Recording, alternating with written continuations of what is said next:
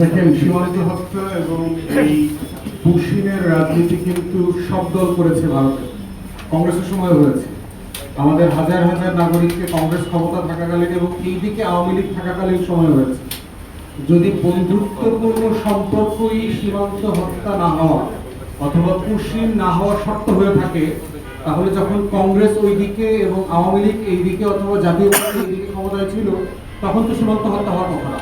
যদি এমন হয় যে বিএনপি জামাত ভারত বিরোধী দল, বিএনপি জামাত মৌলবাদী জঙ্গি, ভারত ভাগ করতে চায়, তাদের সময় বেশি হয়েছে আর ওই সময়টাতে কিছুই হয় নাই, ব্যাপারটা তা না।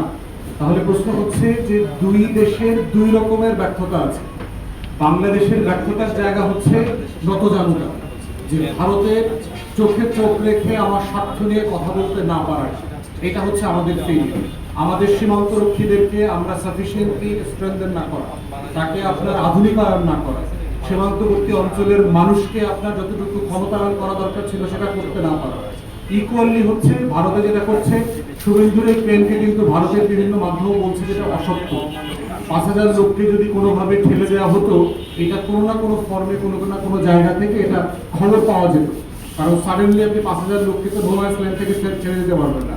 এটা হতে পারে যে তার উপরে তার রাজনীতির যে প্রেশার আছে, সেই প্রেশারে হয়ে সেই সংখ্যাটা বলেছে। তবে চেষ্টা করে চলছে, সেটা আমরা দেখতেই পাচ্ছি। 2,000-এর উপর নাগরিকদেরকে ইতিমধ্যে 68টা লোকেশন থেকে পুশিং করবার চেষ্টা করা হয়েছে। অতএব আমরা বোধ করছি যে আমাদের পজিশনের দায় আমাদের সরকারকে নিতে হবে। আমাদের থেকে আমার নাগরিক হত্যার দায় আমরা অন্যকে দিতে পারবো, কিন্তু বন্ধ করবার দায়িত্ব আমাদের সরকারকে নিতে হবে।